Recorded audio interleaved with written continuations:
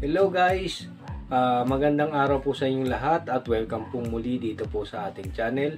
Kung bago ka po dito po sa ating channel ay paki-subscribe po ang ating channel and then paki-hit na rin po yung notification bell. At guys, sa araw na ito may dumating tayong package. So expected ko po na ang laman po nito ay mga universal mainboard. So ngayong araw na ito guys, ipapakita ko po sa inyo yung universal mainboard na hybrid. Ayan. At para rin po ma-explain ko sa inyo guys, ano po yung kaibahan ng hybrid dun sa ordinary mainboard. So samahan nyo ako guys sa araw na ito. So guys, ito po yung ating package na dumating kanina. At ito po ay bagong-bago. Nag-deliver po si DHL. Okay, so bubuksan po natin guys.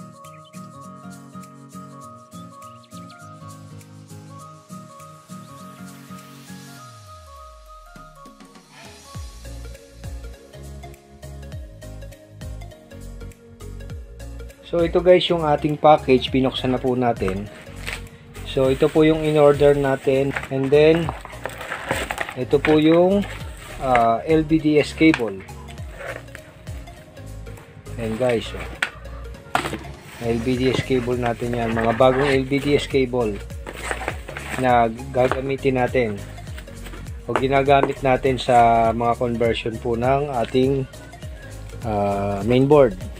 Ayan, ang dami po nating LVDS guys ngayon. And then ito po yung mga wire ng key and sensor. Then ito po yung mga remote controls. So bawat isang mainboard may isa pong remote control. And then may isa ring key sensor. So ito pong box, ayan. So ayan guys, at ito yung ating key sensor. Nakita po natin guys, bagong bago at hindi pa po nagagamit. Yan, magkakadikit po siya. So ito po yung sa key, and then ito po yung sa sensor. So ayan po, at napakarami po nating stocks ng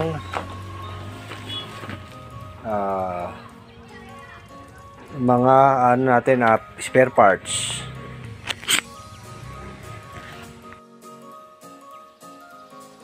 Okay.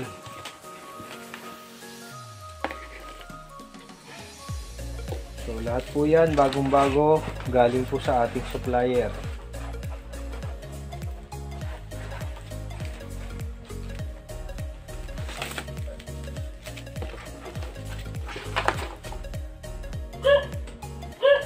So ayan guys, at naipakita ko po sa inyo, ito pong ating bagong dating.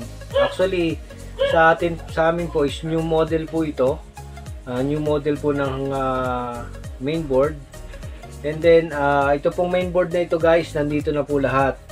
So kung halimbawa po magko-convert po kayo ng TV, ay maganda pong gamitin ito. Ang ano po nito, ang ating LED driver.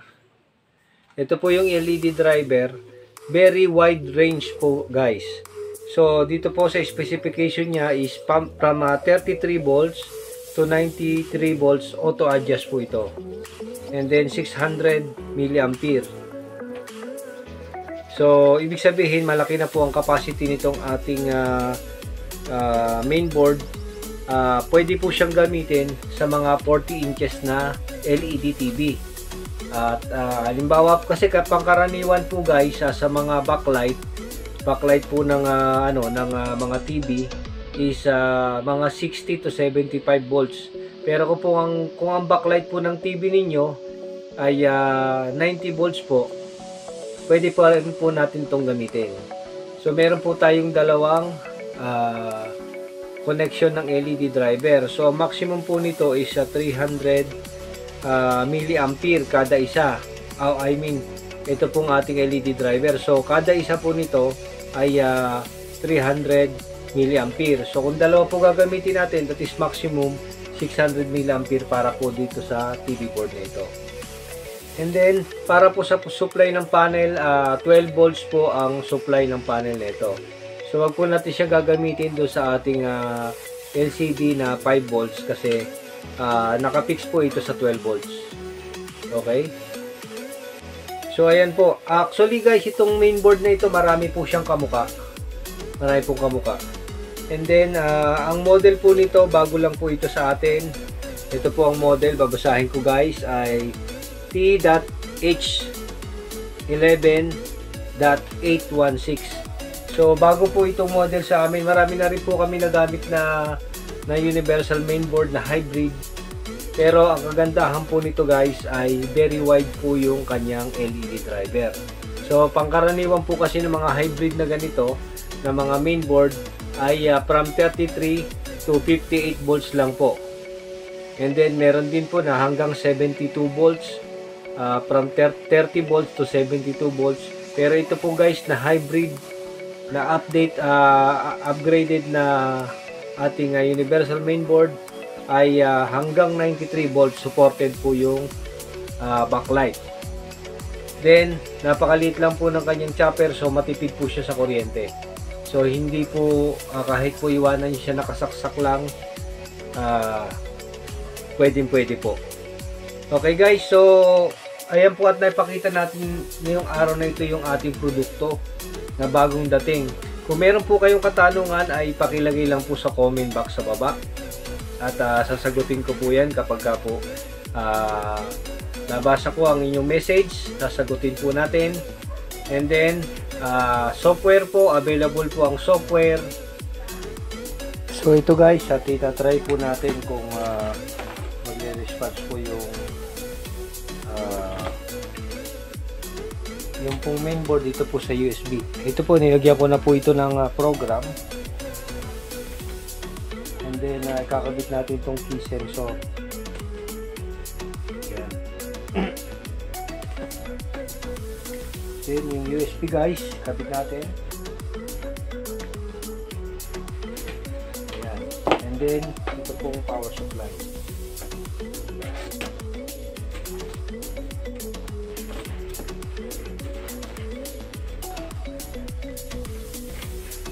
So yung normal po na programming procedure nito pong ating mainboard ay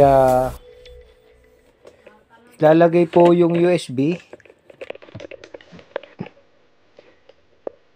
Yan, kakabit po yung USB bago po yung power supply.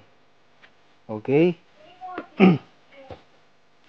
So ayan po, nakalagay na po yung USB natin, yung key sensor. And then, i-monitor lang po natin yung indicator light. Ito po yung plug, ipa-plug ko na po.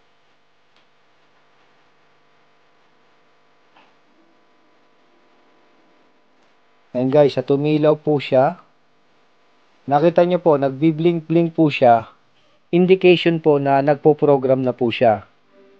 Ayan, so yung pong ating mainboard ay stable po sa USB programming.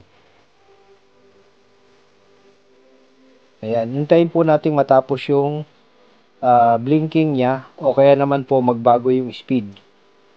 Dalawa po kasi yan eh. Pag bumilis po yung blinking, indication na tapos na o kaya naman po nag-standby. So kung nag-standby po siya after po nung blinking, so ibig sabihin, yun po ang indication na tapos na po yung programming. So kung tapos na po yung programming, ibig sabihin gumagana po yung program natin through USB. And guys, so tatanggalin natin to. Do-testing natin yung remote kung gumagana.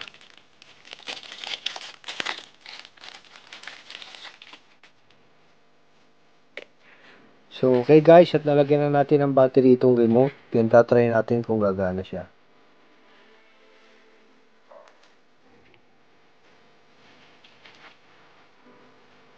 Ayan po, at gumana po siya sa remote.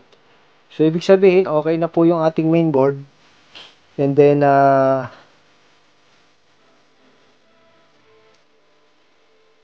ayan, pwede na po siyang gamitin. So ayan guys, at naipakita ko po sa inyo yung bagong dating natin na Universal Mainboard for LED TV. At siya nga pala, inform ko lang po kayo na dalawang software lang po ang available sa atin ngayon. Yung para sa 32 inches is 1366 by 768 at saka 1920 by 1080. Yan pong dalawang pixel format na yan ay available po para po dito sa ating bagong mainboard na dumating ngayon. Na ang model po ay ito po guys, T.H11.816. So, kung interested po kayo guys at nangangailangan po kayo ng ganitong klaseng mainboard, i-comment nyo lang po kami sa baba. At ilalagay ko rin po yung link sa baba guys ng mainboard na ito para po sa gusto pong mag-avail. Visit lang po kayo sa aming Lazada store. Ilalagay ko po sa baba yung link para po pag-click nyo, direct access po, pupunta na kagad kayo dun sa site kung saan kayo po pwede mag-purchase. Kung bago ka sa aming channel, ang aming pong channel ay nagtuturo po at nag-i-introduce ng iba't ibang klase ng spare parts na magagamit po natin sa ating pagre-repair po ng mga appliances na ginagamit sa bahay. At nagtuturo din po ang aming pong channel kung paano po tayo kikita sa pagre-repair ng mga electronics appliances. So hanggang sa muli guys, maraming salamat.